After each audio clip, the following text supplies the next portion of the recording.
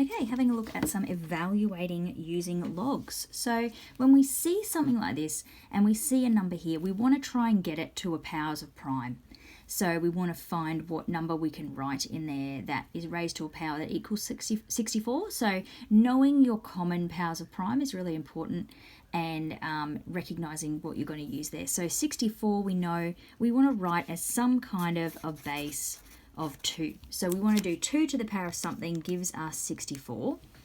Now if you're not sure, you can do a few little tries, and you can get 2 to the power of 6 gives you 64. The other option, if you're not sure, is to do like 64, a bit of trial and error, or putting in your y equals 2 to the x and y equals 64 and looking where they cross. That's a little bit more involved than you need to go. Usually a little bit of trial and error should get you to your answer, and recognizing those numbers always helps.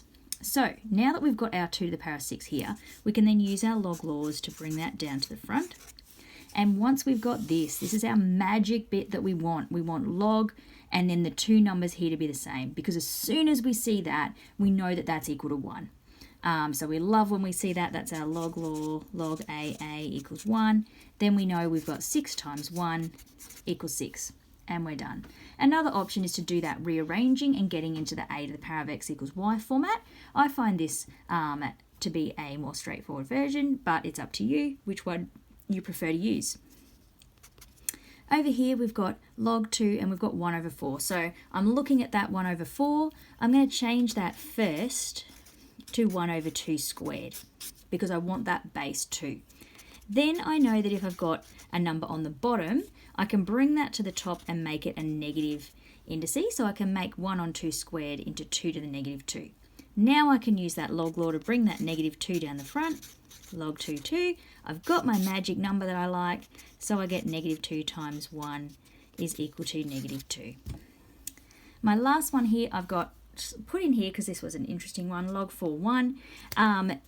Because this is our case where we've got the 1 there, and so if we did our rearrangement, we would have 4 to the x is equal to 1, and the only value of x that you would get would be 0. So when we have a number here and a 1, we know that that is going to equal 0.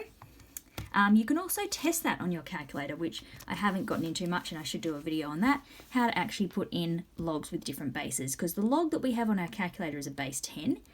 If we want to do a different log, we can use our math, and we can scroll up till we see this a log base, and you can see now it brings in some little boxes so you can fill in what you want. So if you've got your 4 and your 1, you can press enter, and you can see that that is equal to 0. So I might do a separate video just on that as well, so that you can see how to use your calculator for it.